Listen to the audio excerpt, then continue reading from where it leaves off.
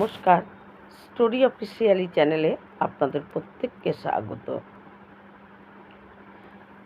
আমরা মানুষেরা অনেক সময় আমাদের মনের ভাব আসে যে হয়তো কেউ ভগবানের প্রতি তার বিশ্বাস, ভক্তি, শ্রদ্ধা, পুজো পাঠ সব কিছু করে এবং একাদশী করে।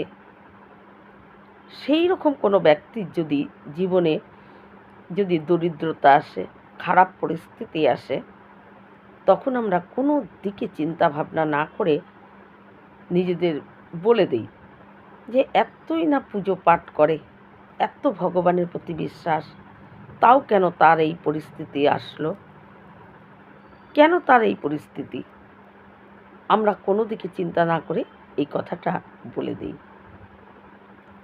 কিন্তু আমরা একবারও বিচার করি না যে ভগবানকে যদি পুজো পাঠ, ভগবানের প্রতি বিশ্বাস থাকলেই যে তার শুধু আনন্দ আর সুখ এই দুই পরিস্থিতির মধ্যেই তার জীবন যাবে,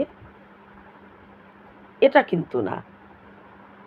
আমাদের পূর্ব কর্মফল অনুযায়ী আমাদের সবারই পরিস্থিতি বিভিন্ন রকম আসে, কখনো একরকম পরিস্থিতি কারোই যায় না।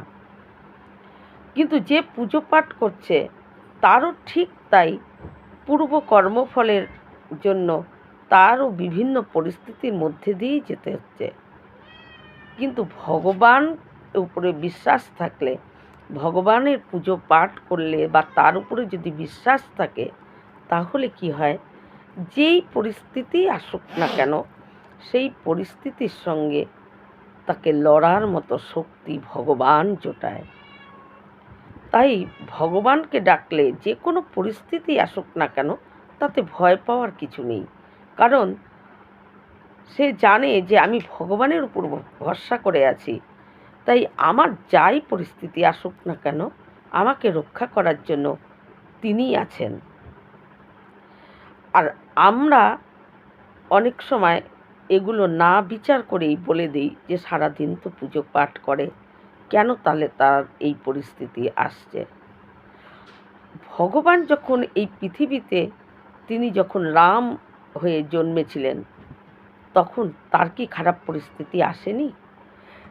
একবার ভাবা যায়, যেদিন তার রাজা হওয়ার কথা সেদিন তার বনবাস যেতে হয়েছিল।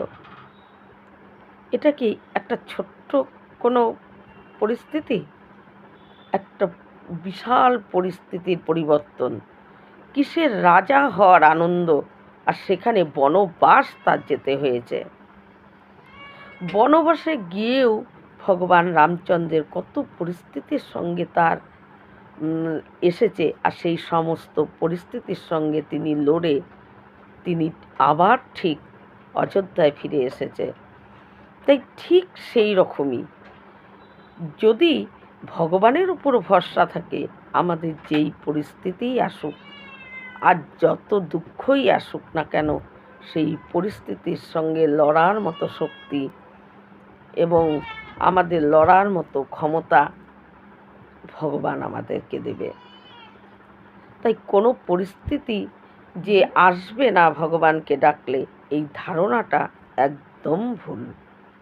ভগবানকে ডাকলেও বা তার প্রতি বিশ্বাস থাকলেও পরিস্থিতি আমাদের যেটা আসার সেটাই আসবে।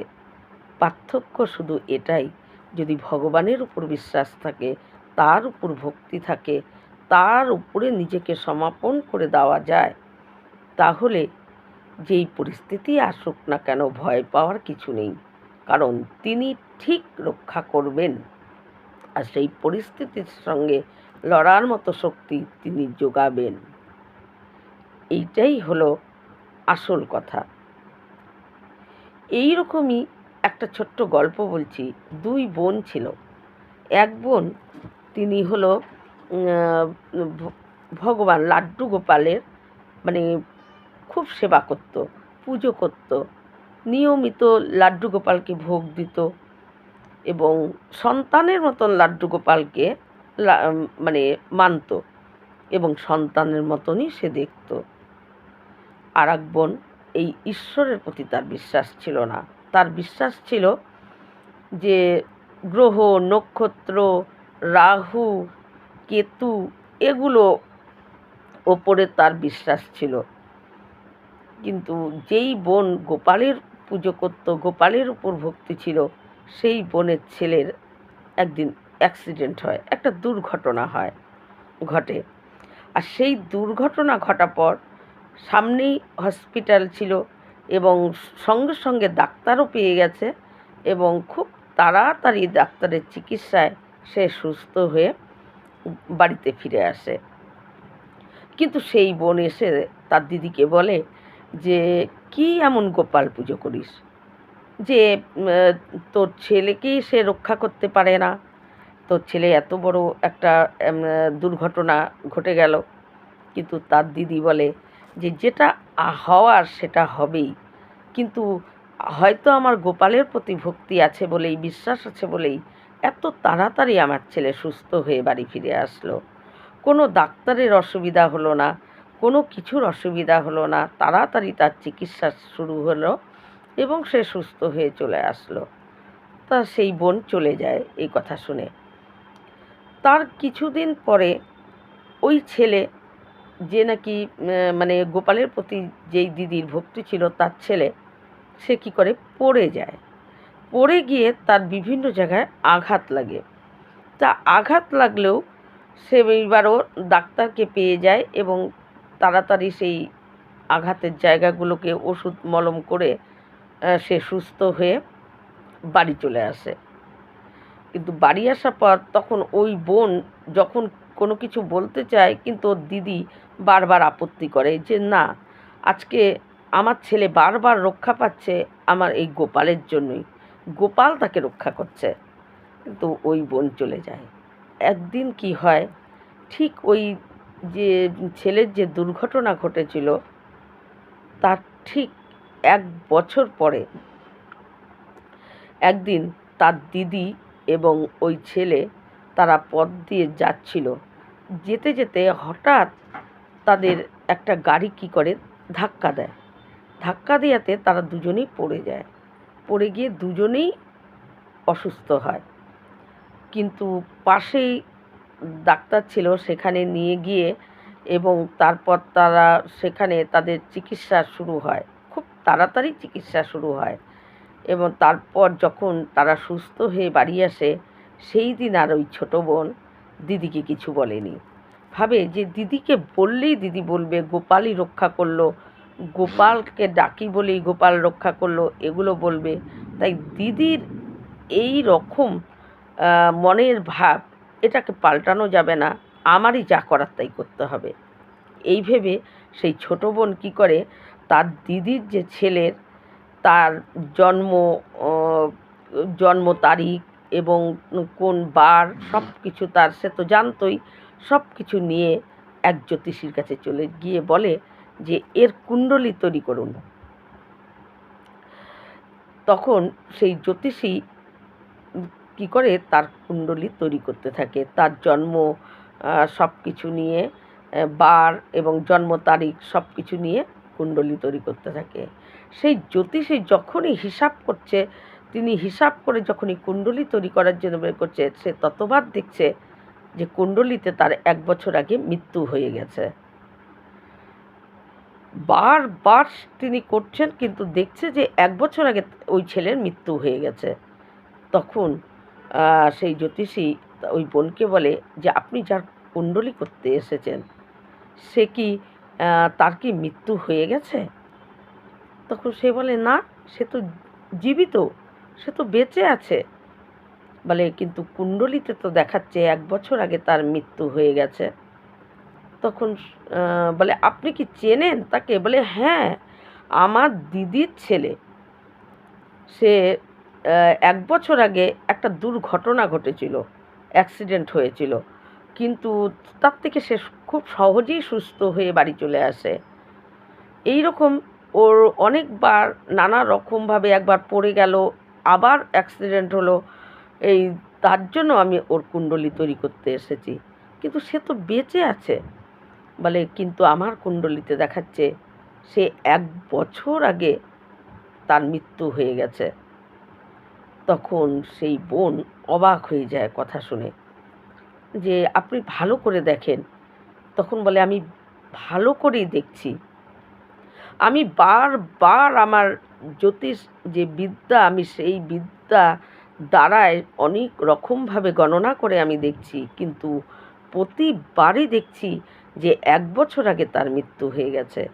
কিন্তু আপনি যেরকম বলছেন যে সেই বেঁচে আছে, তার মানে কোনো শক্তি তাকে বারবার রক্ষা করছে। ওই প্রথম যে 1 বছর আগে অ্যাক্সিডেন্ট হয়েছিল, সেখানেই তার মৃত্যু যোগ আছে, সেখানেই তার মৃত্যু যোগ ছিল, কিন্তু কোনো শক্তি তাকে সেই মৃত্যু যোগ থেকেও তাকে রক্ষা করেছে। কিন্তু এই কুণ্ডলিতে 1 বছর আগেই তার মৃত্যু হয়ে গেছে, এটাই দেখাচ্ছে। তখন সেই বোন মনে মনে ভাবে যে সেই শক্তি আর কেউ না, সেই শক্তি হলো দিদির ওই গোপাল, ওই ভগবান শ্রীকৃষ্ণ। সে কী করে, দৌড়াতে দৌড়াতে দিদির কাছে আসে। দিদির কাছে এসে কোনো কথা না বলে দিদিকে বলে, তোর গোপাল কোথায়? তার দিদি অবাক হয়ে যায় যে কি, যে নাকি গোপালের পুজো করি বলে সারাদিন আমাকে বলে, সে বলছে গোপাল কোথায়? তার দিদি বলে যে ওই যে ঘরে গোপাল। সেই গোপালের কাছে এসে ধপ করে পড়ে যায় যে আমি তোমাকে বুঝতে পারিনি যে তুমি এইভাবে রক্ষা করে গেছো, যার মৃত্যু যোগ 1 বছর আগে যার মৃত্যু হয়ে গেছে, সেই মৃত্যু যোগ যার আছে, সেখান থেকে তুমি আমার দিদির ছেলেকে তুমি রক্ষা করে রেখেছ। আমি সত্যি অপরাধী, আমি বুঝতে পারিনি। এই বলে গোপালকে প্রণাম করে তার দিদিকে সমস্ত কথা বলে। তার দিদি তখন অবাক হয়ে যায় যে এই গোপাল তার মানে তার ছেলেকে রক্ষা করছে। প্রথম যে অ্যাক্সিডেন্ট হয়েছিল, দুর্ঘটনা যে ঘটেছিল ছেলেটির সঙ্গে, সেই দিনই তার মৃত্যু যোগ ছিল। কিন্তু যেহেতু তার দিদি গোপালের প্রতি বিশ্বাস, গোপালকে সন্তানের মতন সে ভালোবাসত, গোপালকে বিশ্বাস করত, ভাবত যা হবার সেটা তো হবেই, কিন্তু রক্ষা করবে গোপাল। এই মনোভাব নিয়ে তার দিদি চলতো বলে সেই মৃত্যু যোগ থেকেও তার ছেলেকে গোপালই রক্ষা করেছে। তাই ঠিক এই রকমই আমাদেরও অনেক সময় এই রকমই ধারণা হয় যে এত পুজো পাঠ করে, এত সারাদিন জপ তপ করে, কিন্তু তবুও তার পরিস্থিতি, এত খারাপ পরিস্থিতি আসে কেন, বারবার তার খারাপ পরিস্থিতি আসে কেন? আসলে সেটা না, যেটা আসার সেটা আসবেই। ভগবান শ্রীকৃষ্ণও পৃথিবীতে যখন জন্ম নিয়েছিলেন, তিনি তিলকীনাথ হয়ে তিনি চোরের মতো জন্মগ্রহণ করেছিলেন কারাগারে, এবং রাতের অন্ধকারে ওই ছোট্ট তিলকীনাথ প্রভু, তাকে নিয়ে ওই চুপ করে যশোদার ঘরে রেখে দিতে হয়েছিল। পরিস্থিতি, ভগবান যখন পৃথিবীতে জন্মেছিল তখনও তার এরকম পরিস্থিতি এসেছে। আমরা তো কোথাকার কে? তাই পরিস্থিতি আসবেই, কিন্তু যদি ভগবানের উপর কারো ভক্তি, ভগবানের উপর কারো শ্রদ্ধা, ভগবানের উপর যদি কারো বিশ্বাস থাকে যে আমার যেই পরিস্থিতি আসুক না কেন আমি কোনোটাতেই ভয় পাই না, কারণ আমি জানি আমাকে রক্ষা করার জন্য আর এই পরিস্থিতির সঙ্গে লড়ার জন্য শক্তি যোগাবে আমার ঈশ্বর, আমার ভগবান। তাই যেই পরিস্থিতিই আসুক না কেন, যদি ভগবানের উপর বিশ্বাস, ভগবানের উপর ভক্তি থাকে, তাহলে কোনো পরিস্থিতিতেই ভয় পাওয়ার কিছু নেই।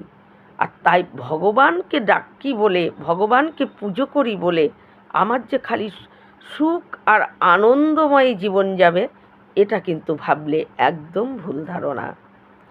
ভগবানকে ডাকো আর নাই ডাকো, তোমার যে পরিস্থিতি আসার, কোনো দিন কারো একই রকম পরিস্থিতি যায় না।